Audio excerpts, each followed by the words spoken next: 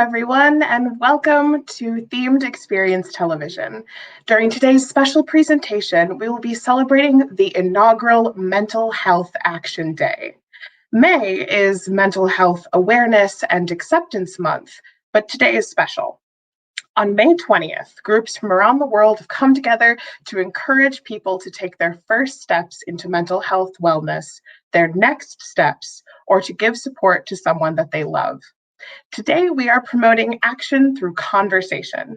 My name is Anna Kraus, producer and staff writer for TETV, and I will be your host tonight, facilitating questions and encouraging stories. Our panelists for this presentation work in or adjacent to the themed entertainment industry. And so we shall begin our introductions. Miss Julie, if you would like to introduce yourself, please. Sure. So my name is Julie Barkowitz. I am a licensed clinical social worker. Primarily right now, I work inpatient at an adult behavioral health hospital. Thank you so much for your introduction. And Jamie. Hi, as you can tell, that was my sister. My name is Jamie. I'm a senior producer and marketing manager here at TETV, but I also work in the art department for themed entertainment. Primarily, most of my experience has been at Halloween Horror Nights for the past several years at Universal Studios Hollywood.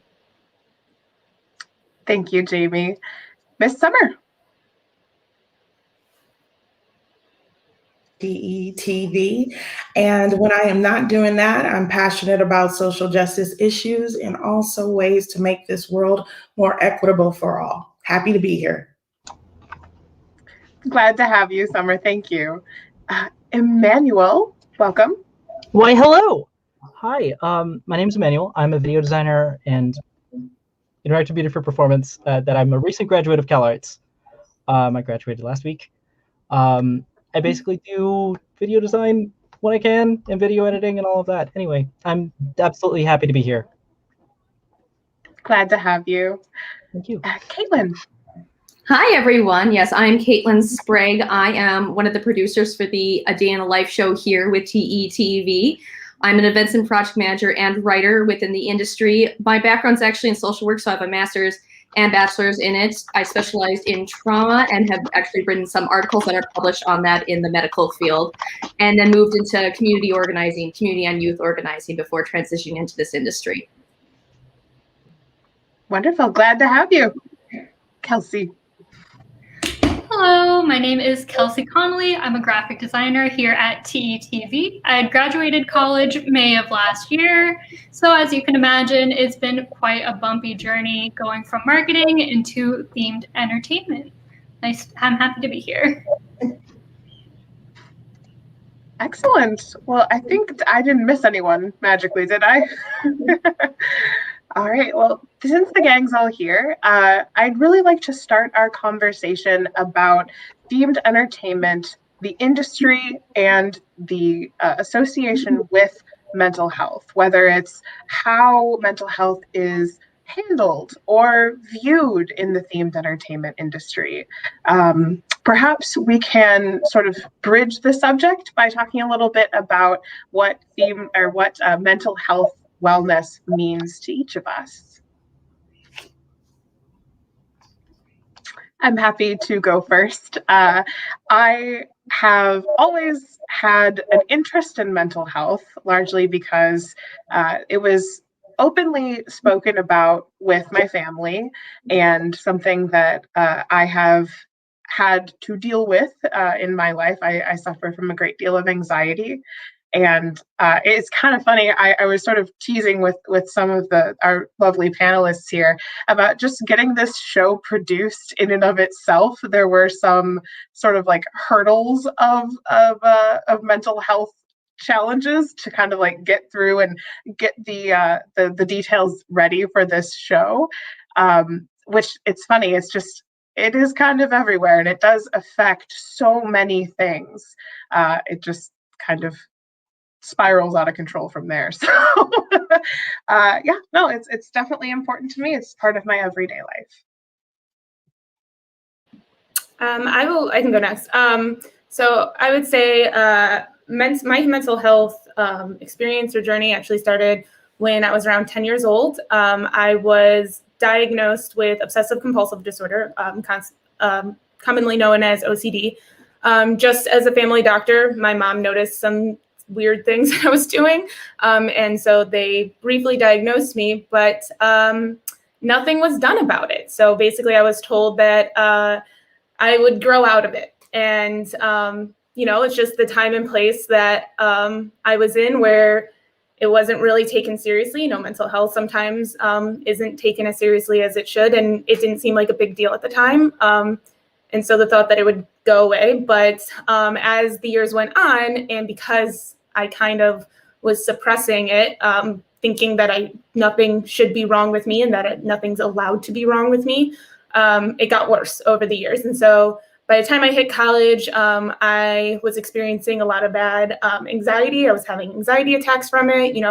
When you go off to college and you're in a dorm room with community bathrooms and everything, and all of a sudden you feel like all your eyes are on you and you're trying to hide all your weird little rituals and tics. It really caused a lot of anxiety and depression with me, which unfortunately just continued to go untreated and led to things such as eating disorders and self-harm, and unfortunately even suicidal tendencies. So my journey with mental health has been very personal one and has had its up and downs over the years. But I always feel very comfortable, or I try to feel very comfortable talking about my mental health journey on here, just because I believe that sharing stories can save lives, and I think it helps break down the stigma and stuff. So I try to be as vocal as possible. It's always an uncomfortable conversation sometimes, but I'm very happy that this conversation and these wonderful people are here so we can talk about the things, just so people know that it's okay to seek help and that I am happy and healthy sitting here today because of that. Thank you for sharing all of that, Jamie. So I can go next. So my mental health journey has been really put to the test within the past year, as I'm sure a lot of us have had a very similar experience. But I graduated at the fantastic time of May of 2020.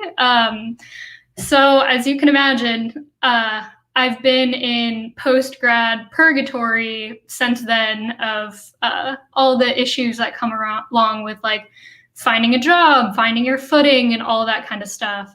So what happened is I have experienced many different types of anxiety that I'd never really experienced before. For example, for a couple months in the end of last year, I started developing social anxiety for the first time in my entire life. Like after Zoom calls, I was like sitting in my bed being like, oh my God, everyone hates me. And then like, obviously that's kind of delusional, but I wasn't sure if that was just because of the weird Zoom world we were in or everything going on. But oddly enough, I found out that that was happening because I was having caffeine. So I was totally fine with caffeine for a really long amount of time. Like I've been having caffeine since I was like a teenager. And for clarity's sake, I'm 25 now. So I stopped having caffeine because I got sick. And then a lot of my anxiety went away. And then, so that was in like December. And then in January, I started developing like anxiety twitches, which I didn't know was even a thing. I wasn't sure if I was like developing some form of like Tourette's, especially after just finding out that like my social anxiety was caused by caffeine. And then my new form of anxiety is making me like randomly jerk around, whether I'm like lying down or in a Zoom call or just eating in and out or something. I don't know. But yeah, so it's been quite a weird journey seeing how my body and my mind are so interconnected, because all throughout my mental health journey before then, I felt they were very separated in that like, oh, I'm young because what I do to my body isn't really going to affect my mind and vice versa. And it's been quite a wake-up call of how incorrect that thinking was. So I'm going to actually pass it off to Caitlin. Thank you for sharing all of that, Kelsey. So my journey and story is directly related to how I ended up in social work and actually how I ended up here. So my mom's entire side are Romani gypsies. My aunt, who is still alive today, was trafficked and still suffers from a lot of the trauma from that. My Oma, and who is deceased, and my great aunt, who lives right down the street, were both tortured by the government and sterilized and then put in concentration camps. So I grew up living around family that suffered from these issues, and I learned how to work with that, and it made me realize I really wanted to work with immigrants and also just become a social worker when I became older. I did waiver in college, wasn't sure what to do, but I was in an abusive relationship. And my brother also had a very strong drug addiction, which I think a lot of people these days can relate to a family member having that. And that actually ended up directing me to social work. And my journey really with social work and mental health has been my journey to burnout. So I'm someone who has gone through burnout. I know what that's like. I remember all the classes, all the webinars, all the classes I went through talking about how to prevent burnout.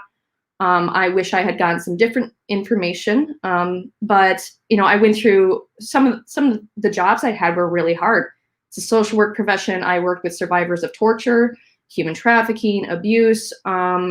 It was actually okay in the beginning because I had a really great support network at work. My administration was supportive. They understood. They stood up for me. They stepped in when I needed to, and it was okay. When it became a problem was when I didn't have that administrative support. And I've had, sadly, throughout my life, I've had a lot of guns pulled on me. My partner got shot. I'm sorry, trigger warning in advance here. My partner got shot standing 2 feet away from me, and our administration didn't care. They put policy over our safety. And so I got burned out. And once you hit burnout, it's hard to find resources. I went to mentors, advisors, peers, and I couldn't find anything. And they're all like, yeah, we've got nothing for you. Once you got it, just kind of sucks. You're never going to feel the same way again. And I had to, my depression came back, my anxiety came back, and it took about 5-6 years for me to kind of feel like myself again. And in that time, though, I was really able to, go back to where are my passions? What do I want to do now? What did I originally want to do as a teenager, as a kid? What do I like doing? And that's how I found this industry, the experience design industry. And I'm like, yes, it's project management, it's community, those community organizing skills I have, plus my artistic skills when I wanted to be an animator, growing up as a teenager. It combines all of these things. It's creating these spaces that make people happy. And, not just theme parks, but museums that are community-based. Those are the things I love, the parks and everything. And that's how I actually ended up here and then on TETV. And that's where I'll conclude my story, and I'll pass it on to Emmanuel. Why, hello. At least my story with mental health and all of that has been not really discussed. In my own culture, it's not very well seen that you even talk about mental health as a subject or even as a person. It's more said as like you either, trigger warning, find your way down a bottle, or you find another way to fix it. I'm half Mexican, so a lot of my own points of interest and points of trying to find things that are mental health related are just not seen. The government doesn't say anything, and they mostly just say, deal with it, whatever. Even culturally, they literally, it's been generations of, oh, just deal with it. It's fine. You're not crazy. You don't need therapy. So yeah, I'm sorry. Anyway, I'm going to pass it off to Summer. Thank you, Emmanuel. My journey with mental health and what I also like to dub as self-care really began in adulthood and really the last 10 years, to be quite honest. Growing up, it was not something you talked about for the reasons that somewhat similar to what Emmanuel was sharing as well, or the other notion was you pray it away. But obviously, once you become an adult and you're in control like Janet, I began to get more comfortable with the idea of processing my thoughts. And full disclosure, I'm currently in therapy. Shout out to Dr. Cindy, who I will see tomorrow. But for me, it's been helpful to understand the parallel of your childhood and being an adult. And I would have so many things that would happen as an adult that was triggered and brought me very much back to, that 6-year-old me who remembers being teased for maybe being dark skinned on the schoolyard, and how that later translates into questions of beauty and other insecurities that may have arisen from those small moments in childhood. I can't echo it enough that I'm a huge proponent of mental health. There's a lot going on, right? And we all endured a lot just last year collectively, and you need help processing your emotions. There is nothing weak about talking with someone. And just, I appreciate having this conversation with you guys, because it's really about shattering the stigma around it, and really saying it's okay, that I need to talk to someone who's professionally trained in this discipline to help me process left from right. So yeah, I'm just excited to be here with you guys. And that's a little bit of my mental health journey.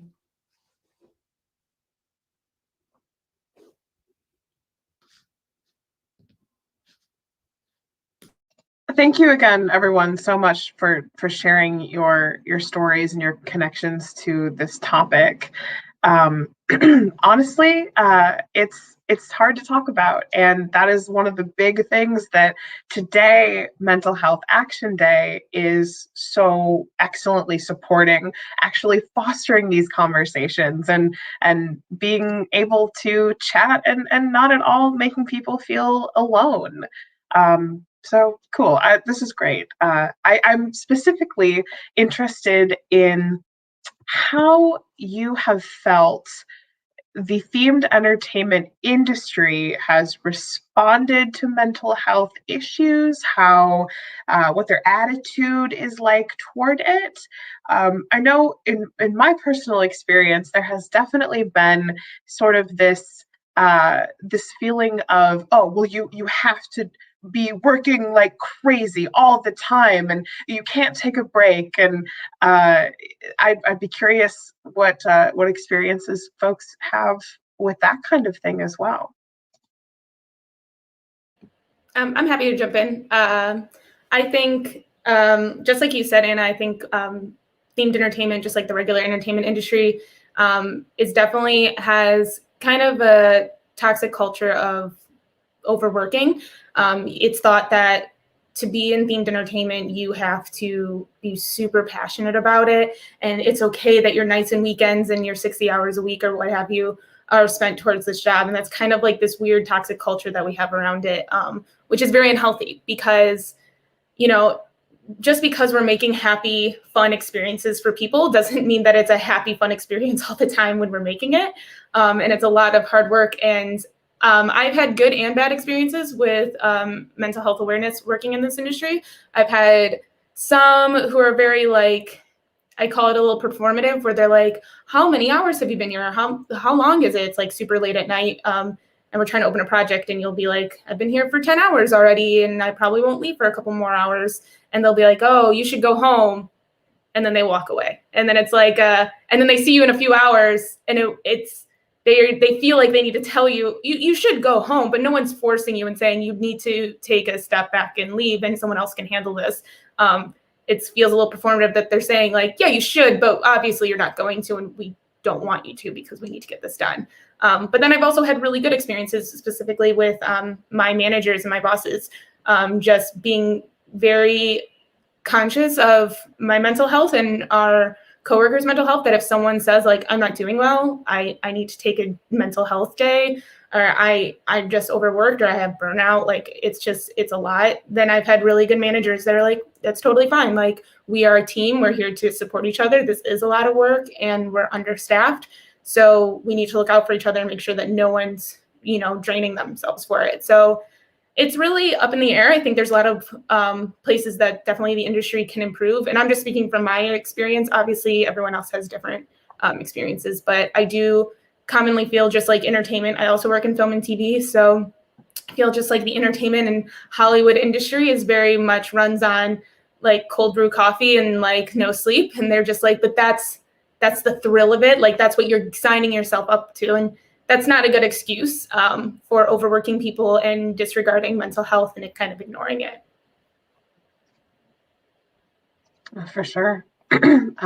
In my experience as well, like that, the drive to create something that is going to make people happy and excited. You had touched on that momentarily. Like, how can you do that if you aren't happy and excited? Like if you're suffering from depression or anxiety or whatever struggles you may be having, yeah, no, it's tough. And I will say, I personally struggle with processing any level of excitement.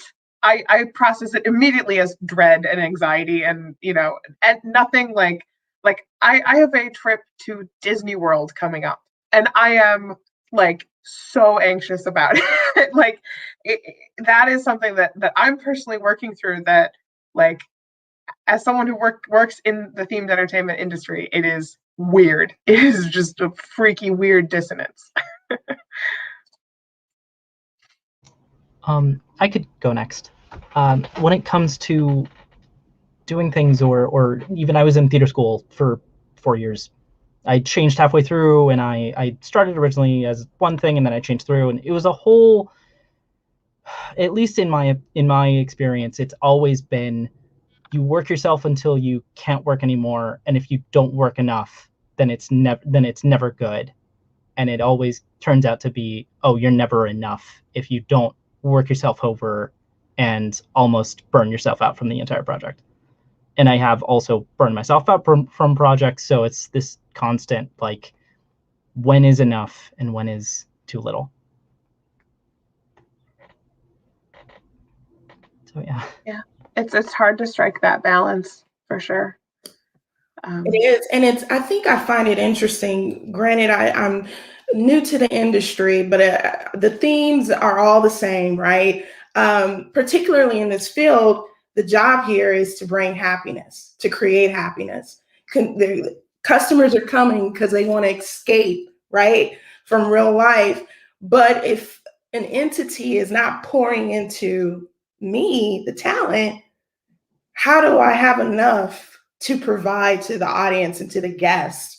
So I always find it interesting when, we don't devote a lot of resources to making sure our employees, who directly affect the end users, the customers, the clients, the guests, right?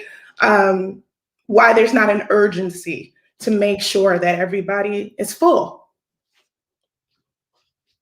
Absolutely. And I think, to that note, what do you suppose we would like to see changed in this industry or at large when it comes to how mental health is handled, how it's looked at, how it is approached, or even stigmatized in a working environment?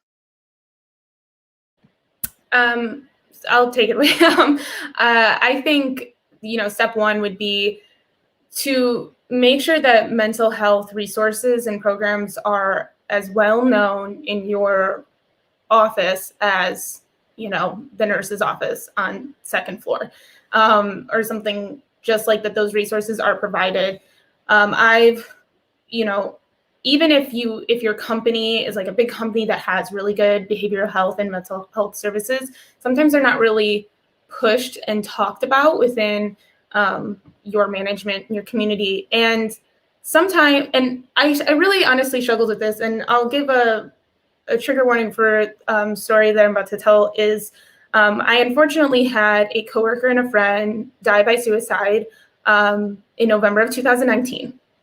And it really rocked the whole office. It was a very devastating thing, especially him being a very close friend of mine, and in fact sat next to me. It was a really hard thing to step into the office. And we have had deaths, unfortunately, before in our office and in our department, but nothing like this, obviously.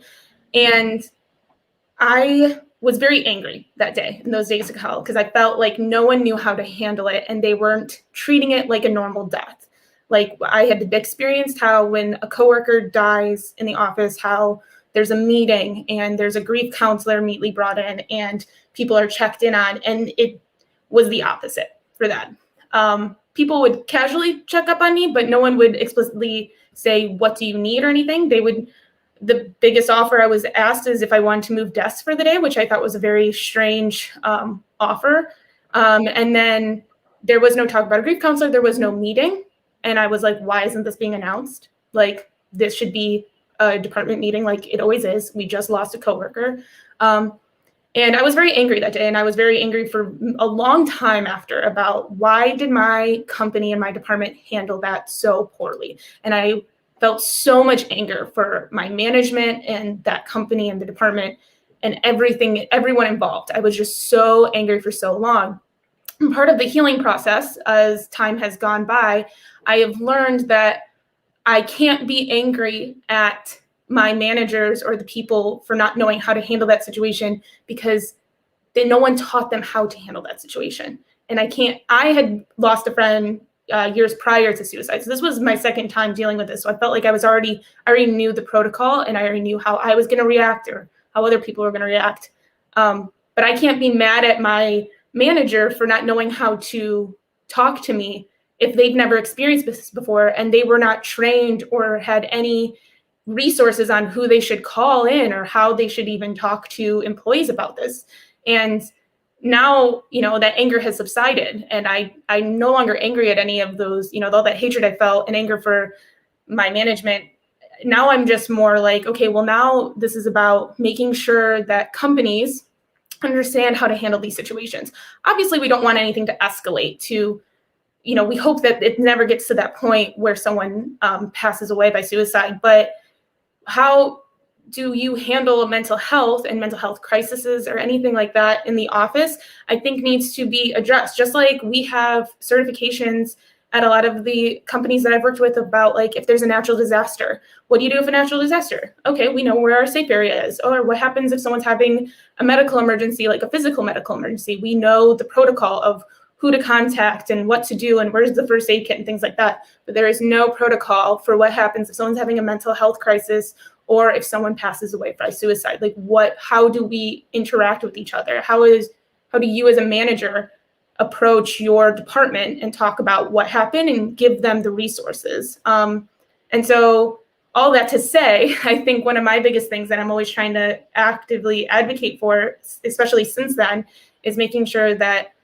companies, especially in themed entertainment and stuff where we don't like to talk about mental health a lot, take it very seriously and are just at least provide the resources to their departments and their management so that they know how to handle it and get people the help they need if a crisis occurs or of any scale, or if a death by suicide happens or anything, just knowing how to accommodate your employees and not shunning it. Because I think that's what made me the most angry that day, is that I felt like they were dismissing his death. I felt like his death meant nothing to anyone. Like it was a hush hush. It was taboo.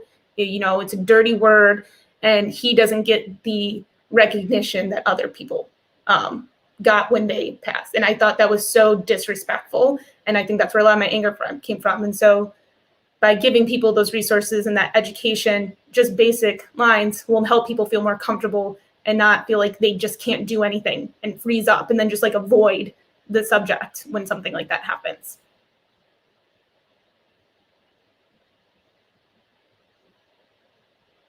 I think it almost needs a banner just for reinforcing what Jamie said. I loved when you brought up, the scenario and example of how we used to do the fire drills, right? And all these other preparations in the office, but we don't think about instances like this or anything related to mental health. So that was interesting. And thank you for sharing that, Jamie. I just wanted to add my 0.5 cents.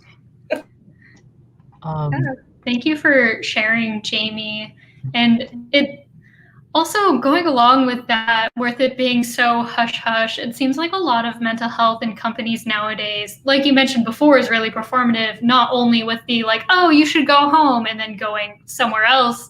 and probably trying to avoid you not to be confrontational because they accepted that you're being overworked. But then, like, while you're going to clock out on your like 12-hour shift, you walk past a sign that's about like balancing your life and self-care, when like the company itself isn't giving you really that opportunity. And luckily, there is a resource that we talked about last week on TETV about mental health first aid training offered by Behind the Scenes, where Brian Honeycutt, a person involved in Behind the Scenes, walked us through what the goals of that program is. And it's really to be one of those people trained in essentially mental health first aid, where you can tell what the initial warning signs are of someone that's starting to have kind of a bad time.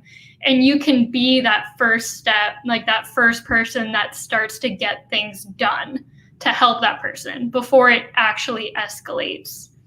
And I feel like that's when really we should be making a difference, is right in the beginning before it starts to get really bad.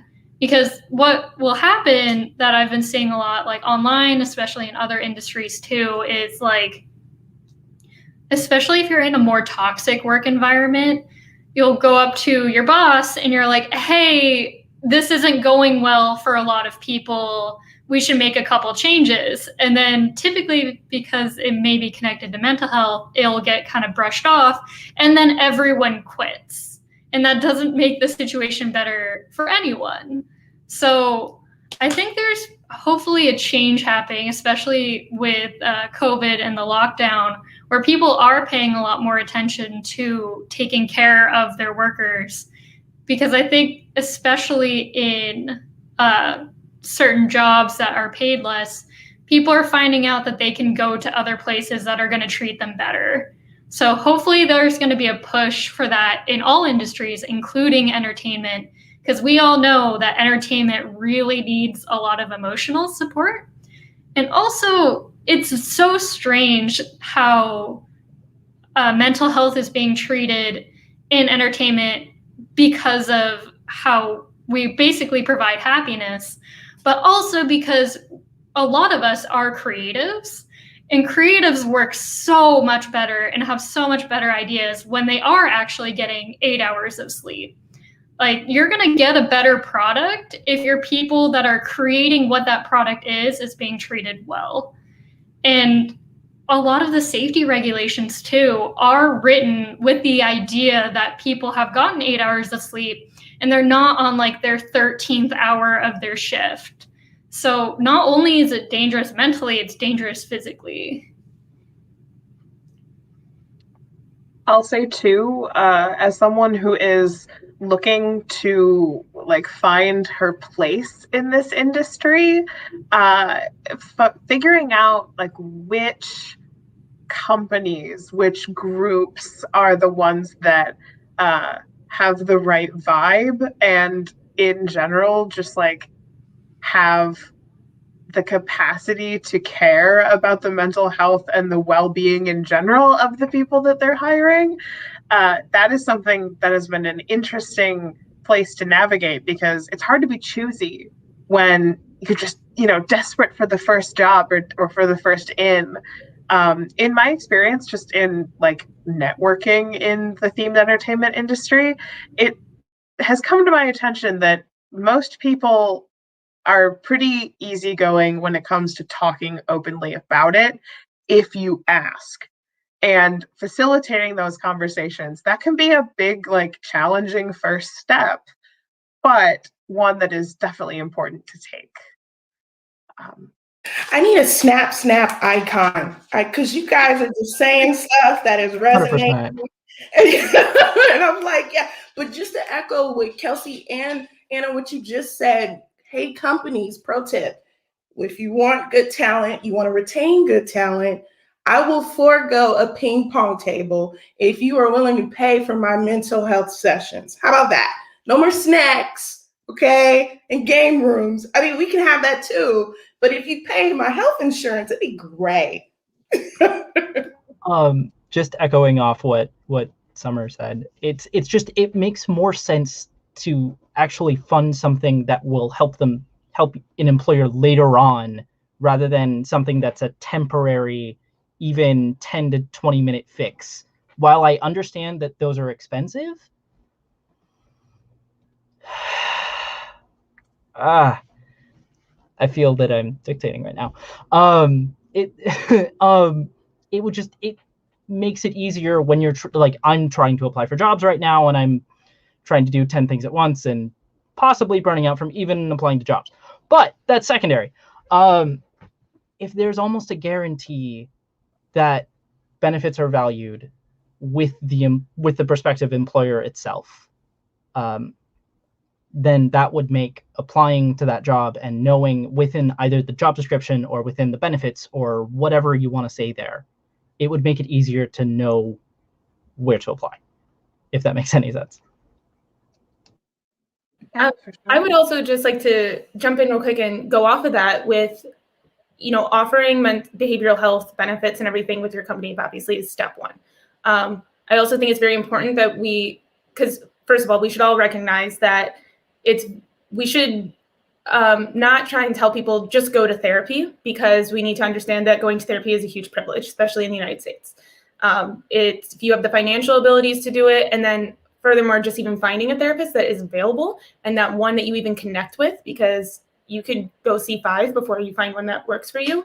It is a huge privilege to have the ability to see a therapist. I am so happy that I have a therapist that I am able to see and that my insurance covers and everything. But I think the hardest part when I was looking for a therapist, again, after years of not seeing one, is that my company provided excellent behavioral health insurance. Like, I didn't have to pay co-pays at the time. It was awesome.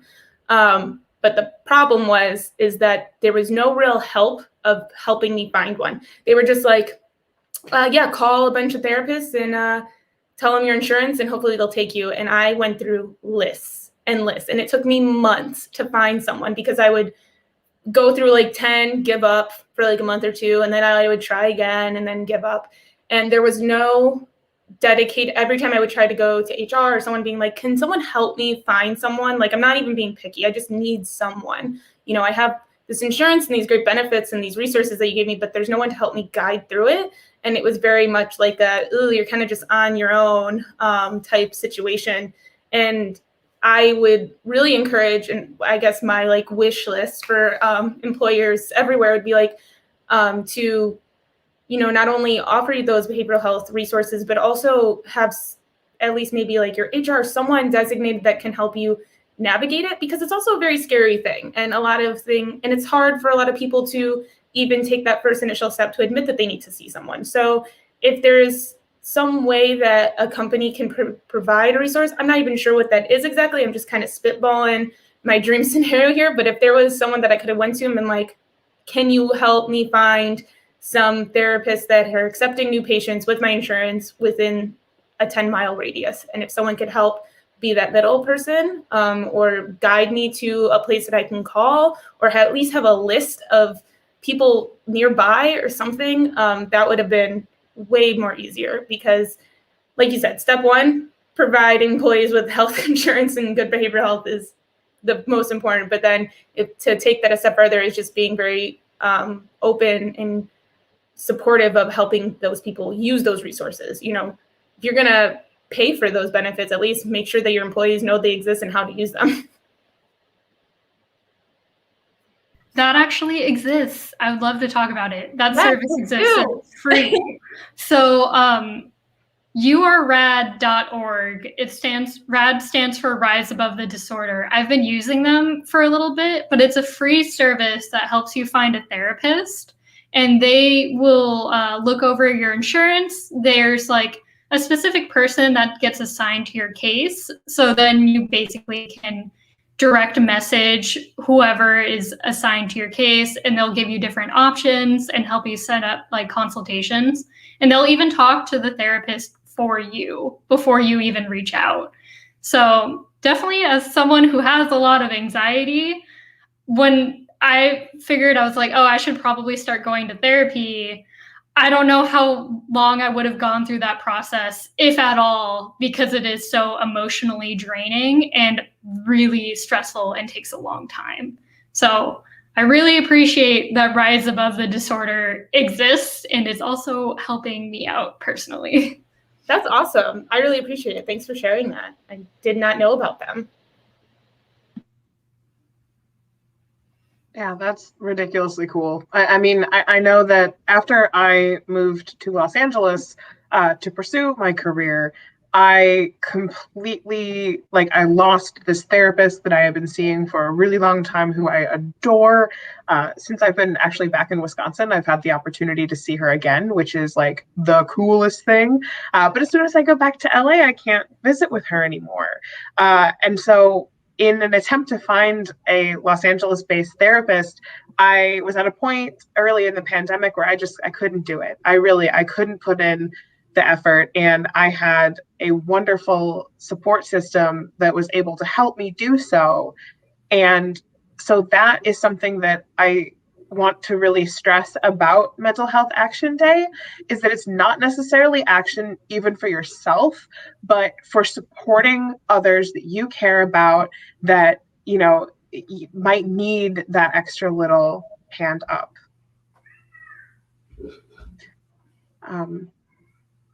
Now, to discuss a slightly different topic, as a themed entertainment storyteller, I'm always interested in what the stories, theme parks and museums and stage shows, what that says about different topics. And today, of course, talking about mental health.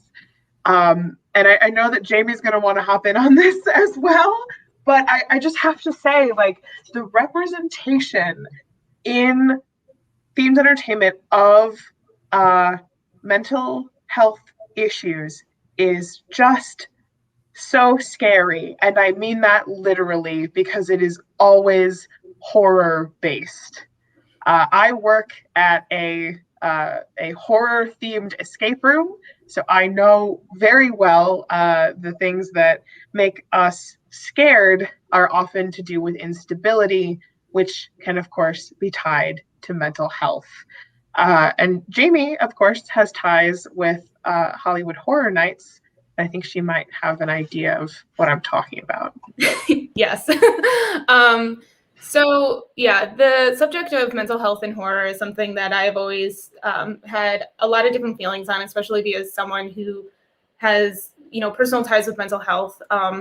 I would like to say, first of all, especially with Halloween Horror Nights, that most of our mazes and attractions have been based off of movies and everything.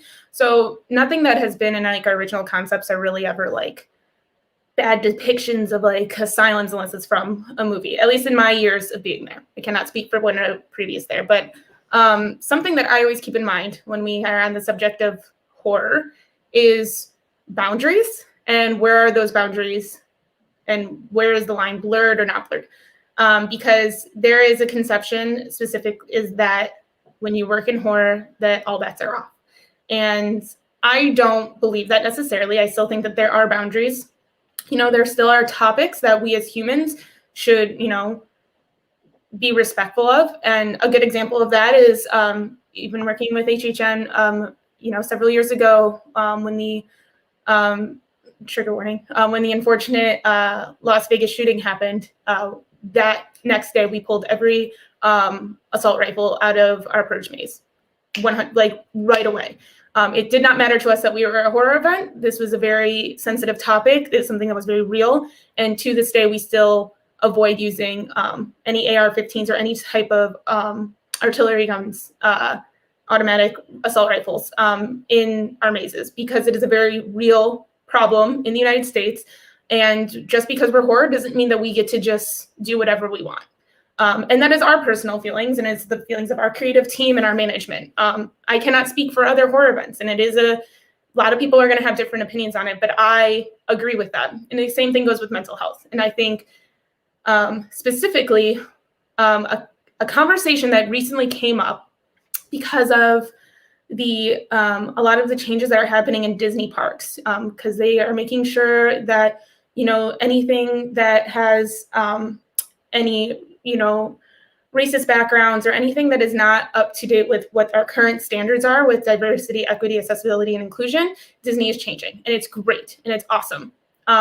Where the discussion has gone with that is that people started, thinking, oh, are they going to get rid of the hanging thing in Haunted Mansion? And I saw a lot of different comments online and discussions on Twitter being like, but it's a horror attraction. It's supposed to be scary. And here is my opinion on them. 1, it is not a horror attraction. It is a family-friendly haunted attraction in the middle of Disneyland where kids of all ages are welcome to go in. And there is a difference between a haunted attraction and a horror attraction. Okay, and that is my professional stance on this. 2, just because something is horror does not mean that we get to put whatever we want in it. And suicide, especially in the US, is already depicted in a dark manner. It is depicted as sinful and taboo. And by putting that in a haunted attraction, you are now adding to the stigma that it is bad. It is a bad thing and bad people do it, and only bad people do it. It's the same as, I like to use the example of why I refrain from using the term committed suicide, because the term committed is looped in with usually bad things. People commit crimes. You don't say that people died by cancer or you're committed cancer. You say that they died of cancer. And I believe that you should say the same thing of suicide, because when you say committed suicide, it makes it sound, it negates the thing or the fact that it is a mental disease that caused them to take those steps. So I am a true believer that I hope that they take out the hanging scene in Haunted Mansion. I love Haunted Mansion. It's one of my favorite attractions. I have a signed Bob Gurr poster on my wall. Love it so much. But does it need to have a very pretty graphic hanging shadow in the pre-show? I find it very triggering. As someone who has lost 2 friends to suicide, I think I can't look up at it. And it's one of my favorite attractions. Like I said, I go on it so much, but I don't want to look at it because it is a very visually triggering thing for me. And all I think of is how many children walk into there who have lost a parent or someone to suicide, and then they see a hanging body the first time they step into that spooky, haunted, family-friendly attraction. So to get off my rant first and go back to the original question, Anna, I think that there is a lot of things that we need to think of when we think of horror and haunted attractions in themed entertainment and how mental health plays into that, because there are still boundaries as humans, and knowing that we are storytellers, like you said, at the end of the day, what we do is we tell stories. And so we have to think, what is the message and the moral of the story that we're telling? Even if it is Halloween Horror Nights or not Scary Farms or anything like that, what is the message that we are sending? And if the message is that all psychiatric units are terrible places with terrible abusive people, I'm going to be upset about that, because that's what drives the stigma of that. If you're in a psychiatric unit of a hospital, you're a crazy person and everything, where I'm sure my sister Julie can tell you that she's doing the Lord's work. Like, she's helping amazing people who just need help. These are people who just need help, and they should not be, like stereotyped, because it's just going to make people not want to get help. So I think it is our responsibility as, the new generation of people in themed entertainment, so when we're telling stories, regardless if it's a haunted or horror storyline, what is the message that we're sending? And is it going to do good, or is it going to just, keep people thinking that if you need mental health, that you're crazy and you're an outcast of society? And I'll get off my mailbox. Take it away. I would love to contribute to this topic. So like I said during the introductions, I am a clinical therapist currently on an adult unit of a psychiatric hospital.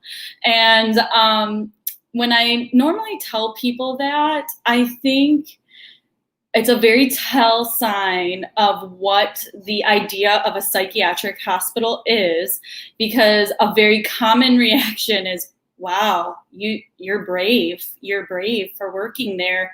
And I'm not brave. I'm not a brave person.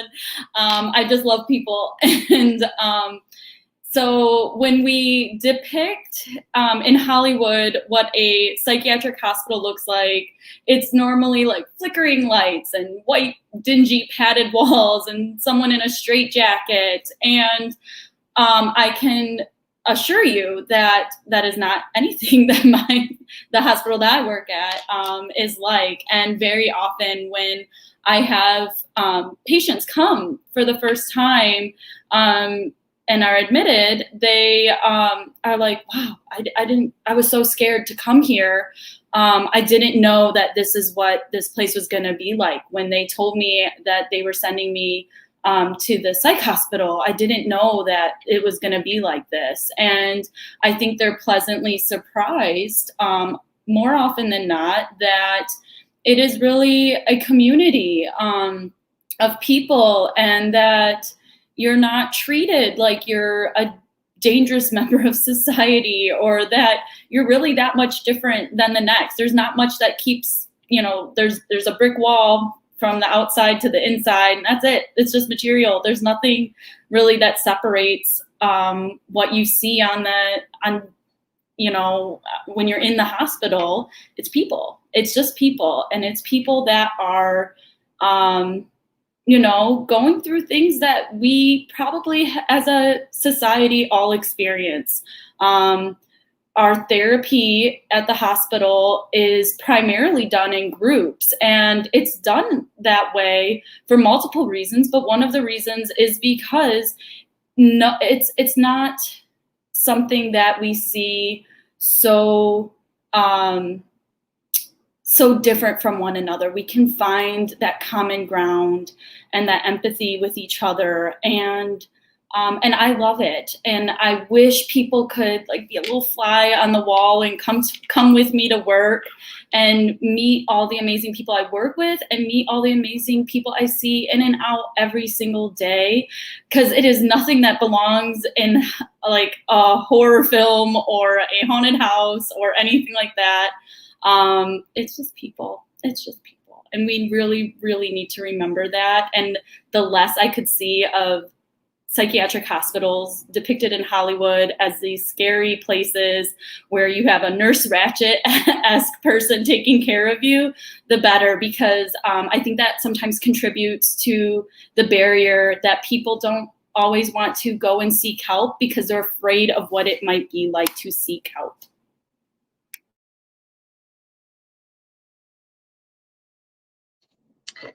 Also, it's just such lazy storytelling. Maybe that's just me, but there are so many more interesting, less offensive ways to frighten people and to appeal to people's actual fears. It's just lazy. Mm-hmm. I agree. Now, Caitlin, you had spoken about burnout in a creative capacity, and I would love to hear a little bit more about your experiences and just kind of what you have to say on burnout.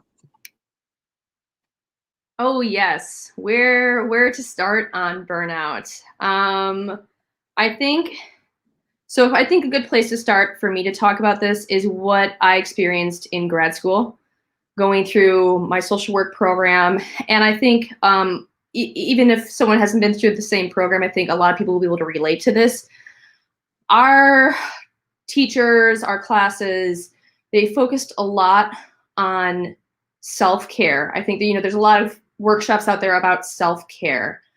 And this is all just personal opinion here. So I'm just gonna, preface it with that. And I think there's a place for it. A lot of the things we would hear would be make sure you make time for yourself. You get a bubble bath at the end of the day. You spend time with friends. You drink some tea, something that makes you happy at the end of the day.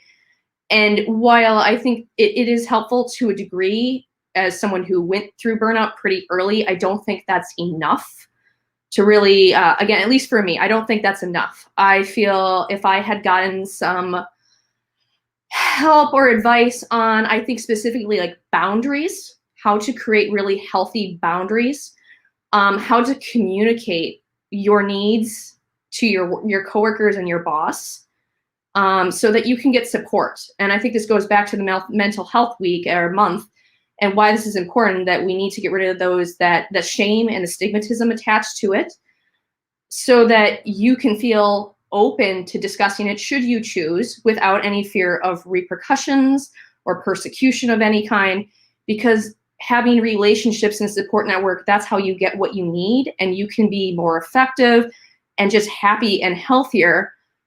So I think for like a lot of young professionals, that communication, learning how to communicate your needs or what you can or can't do regarding like too much workload, policies, vacation, I think that's hard for a lot of young people. And I think also being able to create a workspace that is beneficial for you. Like for me, and these are things I learned over time too, right? It all goes back to the communication too. Like I need plants, I need sunlight. I get my anxiety spikes if I am in the same spot for more than a few hours. So being stuck in a cubicle or an office, like I just kind of go, I go kind of crazy in there and I can't work.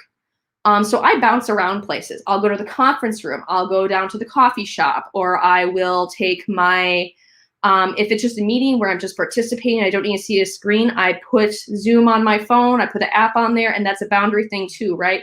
Are you willing to put Zoom on your phone? Are you willing to put Outlook on your phone to check your messages or your calendar? It's all about your boundaries, pros and cons, but I'll put it on my phone and then I'll just go for a walk. But these are, I'm a supervisor, so I'm a manager. I'm in a different role where I can do these things myself, and I don't really need to get permission from anyone. But when I was not a manager, I would have to have those conversations with my boss and say, can I go work in the conference room? Can I go work downstairs, please? This is how I work better. But so I think I wish I learned more about that, because I think it would have prevented my burnout. I said having really supportive supervisors was a major key in the beginning. And then when I didn't get that, that was kind of led to my downfall. But yeah, I mean, I said to kind of summarize it up, I think boundaries are really, really essential to preventing that sort of thing. Vacations, and some of this is really, again, like those self-care workshops, helpful in their own place. They have a place, but things like some of this is structural. It's policy-based. Some companies are, they get mad if you take vacation. You're offering vacation, but you don't like it when people take it, or they don't let people flex. And some young people don't even know about flexing, that if you work more one day, you can work less the next day. And these are just things, if you know about them, right, you can start having those conversations. And again, going back to the mental health, again, if we get rid of that stigmatism and you feel open to talking to your supervisor about this, and they don't see it as a shameful thing, it benefits everyone, right? You can work better, you can live better. And I could go on about this forever. There's a follow-up question that's specific. Maybe I can help with that. Otherwise, I'm just going to pass it over to Manuel, because yes, I'll go on forever about this. When it comes to me, and when it comes to burnout or trying to work on things, there are multiple parts of this that are hard for me to even go into. But the idea is that it's what Caitlin said with boundaries. I'm still trying to learn them. Even in school, they didn't necessarily talk about them, and how to even set them, how to even go about creating those boundaries. It's something that I'm even trying to learn right now. And burnout is just that idea of like, while it's great to work on a project and it's great to like be able to experience things and learn different things and challenge yourself to different things, it makes it harder that you're trying to do 10 things at once, as I did in a project before recently. I tried to do 10 million things at once, and I tried to like draw, and I tried to do the art direction, and I tried to do all of the little small individual edits and all of that, but it got to the point that I almost didn't want to do the project anymore. So it's I don't know how to end there, but yeah, I mean, it might just be the thing of like setting boundaries and making sure that I can even have time to work, and setting aside time to work without trying to like push myself too hard into getting those things done.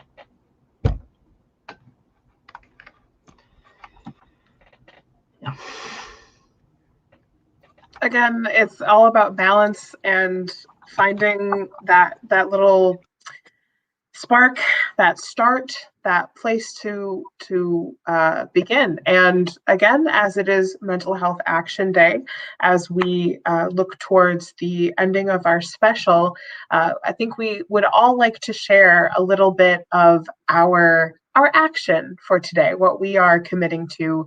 And I would also love from Julie just a few notes on other things that people can do to start their journey towards mental health wellness. So for me, my beginning is lately I have been working a lot towards different physical health things, and it's gotten so overwhelming, but it has been good. I have therapy tomorrow, which I'm thrilled at, but my action today is to start a conversation with a friend of mine that I really think could benefit from a little assistance to getting a proper therapist. And in conjunction with the wonderful resource that Kelsey had shared with us earlier, that is my action for today. Good job, everyone. Again, I'm enjoying this conversation, and I mentioned in the beginning that I too am fortunate enough I have an appointment tomorrow, so that's always good to keep me tuned up. But as far as, today, I don't have these profound recommendations. For me, especially from last year, it was all about stealing moments of joy. It was a shitty year. It was a lot going on.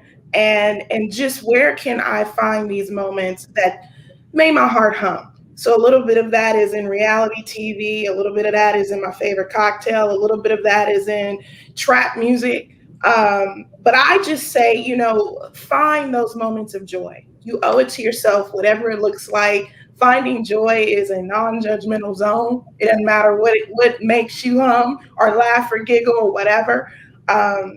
Just finding those pockets of joy. That's what I would tell you. For me, I think this is going to last a lot longer than a day, but I'm definitely interested in learning what the realities of different mental situations are actually like realistically. Like a movie that came out fairly recently had a really awful depiction of autism that you may or may not have heard of, called Music, directed by Sia. And as a result of that movie coming out, a lot of people that have autism, especially on YouTube, did reviews about this movie and talked about all the misconceptions and what it was actually like living with autism. And even though that movie did a lot of harm, I think it did do a lot for people that were in positions like me, where I had a very baseline understanding of how autism is a spectrum and what that could look like. I was a bit more familiar with the extremes because that's kind of what you see more of, but it can appear in so many different ways. And I always wonder what other mental health situations I could be like misconstruing in my own brain, like how depression shows up different in different people. Like making sure I'm not stereotyping mental disorders is basically what I'm trying to say, and learning about them before feeling the need to learn about it from someone who's explaining how the representation was wrong. So if you haven't seen anything about any reviews about the movie called Music, it's kind of a confusing name, but I highly recommend looking it up on YouTube. There's a bunch of fantastic autistic creators who talk about their experience with things that have happened in the movie that are very frowned upon now. But yeah, just in case you needed a little start based on where you might be watching this right now. So I'll pass it on to Caitlin. So my action item for myself is to pick up my journal again. I don't know if anyone here is old enough to remember Live Journal. I had a Live Journal that I used all the time, and then they got bought out, and I never found a replacement for them. And I really, especially with the pandemic, I think struggling with my own thoughts and my own anxieties and fears and worries and everything, I've struggled with a place to put those. You can talk to your friends, but sometimes you can't get a hold of your friends, or even because of the pandemic, you can't see your friends or talk to them for whatever reason. So I really want to pick that back up. And I guess my action item for others is to, I don't know how to word this. Just know that you're not alone. You're just say that, like, just think that you're like, I'm not alone after watching this, that it's okay to feel the way you do. And if you'd like assistance, it's out there. It's not scary. I came back when Jamie was talking about the haunt industry and everything, and then Julie was talking about this, the psychiatric wards and everything. There's help. There's help out there. Seeing a counselor isn't weird. It should be normalized. It makes everyone's life better. It's made my life better. I mean, I know there are other guests in here whose lives it's made better too. Don't be scared, but also find one that works for you. If the first one doesn't, if it's not a good fit, it's not a good fit. Don't think that, it's you, or, it's not, counseling isn't going to help you. Sometimes it's like, it's finding like a partner, right? You need someone that works for you. So that's my advice, my action item. I guess for me would be very similarly. I have my journal here somewhere. I don't remember where, but I have it here. It's just mostly either going in and like doing random things, like drawing random things that don't really look good, but they make me happy. Or even like going and trying to do some of the to-do list that I have, even though I'm probably not going to get to the bottom of it. But anyway, yeah, I guess the action that I'd give to someone else is like similarly to Caitlin said, know that you're not alone. You are one in many. I would say that my action is one that I would like to pick back up that I really tried to do pre-pandemic, but now in the times of like not working in an office, I feel like I have kind of drifted away from it. But something that I always try to do for myself is that obviously what we talk about today is like we always want to push our management and our companies and the higher ups to make a difference in our industry and everything. But I think it's also important to realize that change can also start grassroots and with ourselves and how we are as working professionals treat each other. And so out of my once anger after my friend passing, of me continuing trying to make the change within the company, I also took it upon myself to make my desk in my office like an open door policy and a safe space. So that started with me just putting up a sign that said, this is a safe space, having a bad brain day, which is what my friend used to call his bad brain days. That's why he's like, I would just have a bad brain day. And I find that very endearing. And then it would just be a list of resources of either company resources or things like the National Crisis Text Line and things like that.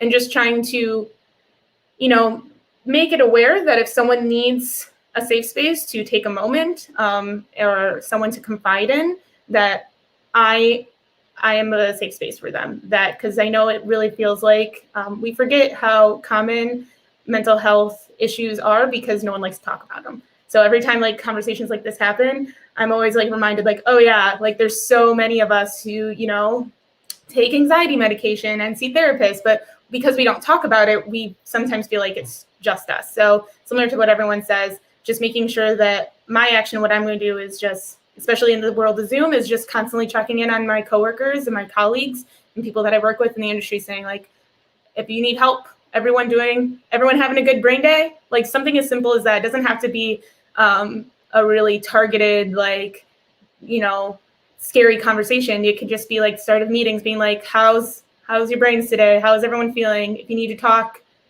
make sure you private message me or something, especially if you're in like a managerial role. But even if you're not, you don't have to be a manager or supervisor to make change and, just talking about things. So my action is to try and find ways to keep doing that, even in the world of Zoom and working from home, and hope that we can continue to talk about it and let people know that it's okay to seek help and treatment if they need it, and that you're not going to be exiled if you have any problems that you need to work through. So I'll go ahead and just kind of give some of my, my action plan too, for Mental Health Day and Mental Health Action Day is I want to start more mindfulness. Mindfulness is a technique that I've studied a lot and I use a lot while at work, but I think I want to start doing it on my own more. I kind of got away from that a little bit during the pandemic, and utilizing it to, kind of piggyback what you said, Summer. I really love that, finding the joy in the day. That's something that, I preach a lot. And so, therapists need therapy too. So I need to, remind myself that I need to practice what I preach often, and find my little pieces of joy, whether it was like, wow, that was a really good sip of coffee. The first sip of that first mug is really good, and I'm going to take a moment to enjoy it. That's great. Like it doesn't have to be a big thing. It doesn't have to be a long stretch. And so just kind of reminding myself of those small little moments. I really love that. And when I think of things that that we can all do to help promote mental health, it kind of starts within too. And oftentimes we think we need this, standout diagnosis out of the manual to think that it needs attention, that we have to look for the problem before we can find the solution. And I don't necessarily think that's it. I think we often pay attention to ourselves, but we don't realize how connected our physical health is to our mental health. So if you find yourself having many headaches or being extra tired after work, or irritability, with certain coworkers, pay attention to it. It's not necessarily a diagnosis. It could just be, like Jamie said, a bad brain day. Take a moment to pause.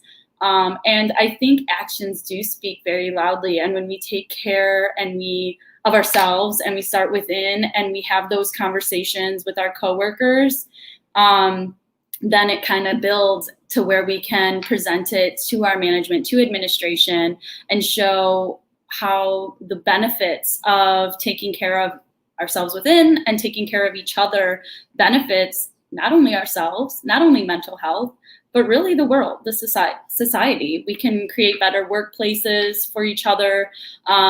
We can have better teamwork. We can be more efficient, more creative. And I think those things really transpire when we start looking within ourselves. That was beautifully said. Thank you all so very much for speaking on mental health today. This has been a wonderful experience personally, and also just I really hope that we've collected some wonderful things to share with our viewers. Before we sign off, Julie, specifically, I wanted to ask, were there any specific actionable first steps that you would recommend? I know you spoke on, appreciating the small things, but anything that you wanted to share? Well, if I were to start with advocacy, not talking about it isn't going to help. This is really a really great first step. I'm so happy that you guys had this discussion today and that you all really just spoke so beautifully from within about your own experiences, and you've pinpointed some really, really great ideas. I think advocating, we've talked about insurance, and, advocating for yourself. you need to negotiate with companies, show them what we want. We need mental health to be taken seriously as part of the health world. You know, medical benefits are great, and mental health is part of that. And so talking to HR about mental health benefits. Also, I would say another great step would be if you are in the position of hosting meetings. I really like the idea of starting off with check-ins, being a little bit more aware of where your team is mentally, because some people walk in with bad days, and bad days are okay to have. Not everyone has to be on their A game when they walk into work. We are, sometimes we walk into work on our B game, C game. And that's okay too. So we should be able to check in with each other and know where we are at mentally. If I am sick one day and I have the sniffles and a sore throat and I can't host a group discussion or group therapy session, a coworker will step in and say, hey, you know what, let's swap roles. I'll do your group today since you have a sore throat, we can't talk. If we do that for physical illness, we need to do that for mental health as well. We need to be paying attention. Like, I'm not there today. I don't think I have the, I don't think I have it within me to talk about this or do this job and need a break. Talk about what we need from each other as well. And yeah, I think it really just starts with starting the conversation. The more we talk about it, the more we can normalize it, because it is very normal. It's very normal to be anxious. It's very normal to have bad days. And I don't know anyone out there. There's not a single human being in the world who would not benefit from some type of mental health care. And it's boundaries, like Caitlin said. It's finding joy, like Summer said. It's checking in with each other. It's all of that. You guys are doing great, and you are, we're only going up from here. Fantastic. Well, thank you again, everyone, for joining us, and we hope you have a wonderful rest of your day and a great mental health awareness and acceptance month. So thanks, everyone. Thank you. Bye. Thanks.